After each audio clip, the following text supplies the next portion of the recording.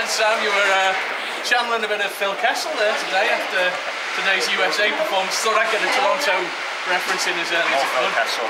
I'm a Habs fan, no Phil Kessel. It seemed like a race to see who was going to get the hat-trick there. You're going to be pleased with that game? Oh, very pleased. It's a great score, and to be honest, they weren't even close to us. And it just mind boggles me how they can even beat us when we go there. Like, unfortunately, I didn't play the games, but I just can't get my head around it. How we can just, they didn't even belong on the ice to us today, to be fair. No offence to them, but we just outclassed them. Was there a Elite League game on today, do you think? I don't even know if they have Elite League players anymore. Do they? I don't know. No idea. No. Only had a few starts for the Dragons so far, for the seniors, and you know, it's just been a fantastic few games for you.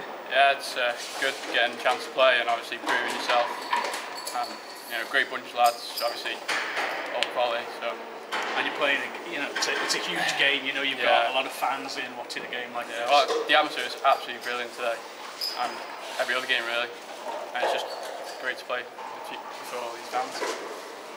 I'll ask because it's the middle of the Olympics. Predictions for the rest of the games? Obviously, I'm a big Canada boy, so I want Canada to win, but definitely not Slovak. I know Slovakia are going to win it. Really. But Sweden are looking good. Yeah. Sweden are looking good. I don't think Canada are gelling all that well. They're not. They're still mixing lines of course, so get PK on there. Soon be good. Get you guys on there. Cheers, guys. Thanks for joining us. You. See you the next Cheers, game. thank you. We're here with Steve. We're also here with the biggest fan of the D-Side Dragons.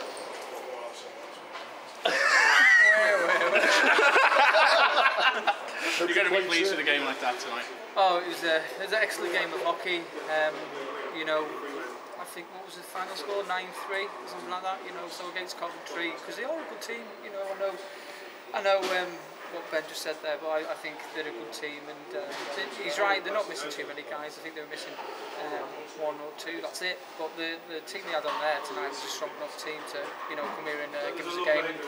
But we outworked them, we out-hustled them. You know, they were chipping away at us, and we did start to take some silly little penalties, but you know, I think we've shown a touch of class tonight to win the game. It's hard really to look at key performances around there. Ben had a great game. Sam, you know, one of the juniors came in and did a really good job. But you know, Chris Jones, everyone did a fantastic job for the team tonight. So it was a really good team performance. Sean Kippen went end to end a few times, so he must be. I think he's been on a diet, so he's going. Oh, so he might be getting a bit lighter on his feet, because he did go end to end a few times, gain the zone and get a shot off. You know, so it was brilliant to be a part of tonight. I think certainly in the first period there might have been a bit of trouble getting the power play off the ground in the first. Yeah, I mean, we're missing Pete Gazda, who we usually put on the power play on the first line. Missing Pete Fowles tonight. Jordan, he's coming back from injury, he scored a great goal, and then the tape on his arm must have fallen off because he was lying skating off to the bench, so he was injured. He came off in the second, so yeah, I think that's one of our weaker areas at times, our power plays, you know. But there we go, something to work on. Well, that's nitpicking in a game that was full of positives, and again a huge crowd, really noisy, great atmosphere going on. Yeah, the atmosphere was really good. I think wondering if it's down to the Winter Olympics going on. Everyone's sort of, you know, this moment in time, you do tend to get people coming out down ice skating or getting involved with the curling, figure skating clubs or the ice hockey. So probably a key factor to what's going on at the moment with that. But yeah, there was quite a big crowd here tonight, and I think they would go home entertained with what happened tonight. Yeah. What would you say to the fans who are watching the Winter Olympics now, who've never been to a British game before? How do you think you should encourage them to come down and support the local teams? Well, I think that's what it is, isn't it? It's local teams. You know, there's local teams across the country, and you know, we don't play in the top flight, we don't play in the second top flight, we play one of the lower ones. But you know, if you're looking at us as a community, then the community come together tonight. Because I'd say there's probably about 500 or 600 people here. So I think what tends to happen is when people come to watch it for the first time, they tend to come back because it's something different. You know, it's not like football. where there's a lot of passing, middle park. It's end to end. You know, speed, aggression, skill. It's got it all. So you know, usually if people come to watch it, they'll come back, and that's how we've ended up getting a good fan base this season. And same question. Same question I asked the guys. Prediction for the gold medal game then.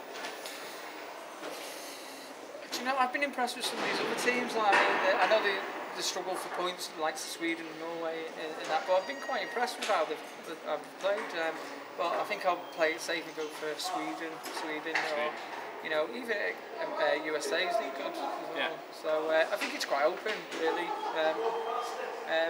Russia had to work for their win, didn't they, and won it in penalty shots the other day. So you know, I think whoever finds a little bit of form, a touch of class, and you know, see what happens with injuries and stuff. Because what I've noticed is some of the fourth lines have come up with the goals. You know, when the first, or second, or even third are struggling, some of the fourth liners have come in and got the goals. So you know. And some of those NHL coaches are going to be worrying now that they're going to be without guys coming into the next half of the season. You got guys like Phil Kessel performing like he did in the game, like that USA game today. You're the Leafs GM, the Leafs coach. How do you keep him on form for the second half of their season, race to the playoffs?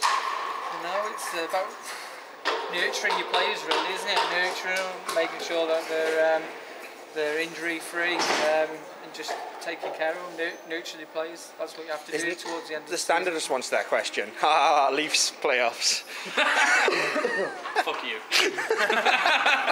We won't pull that bit out. On that note, Sting, thanks for joining us.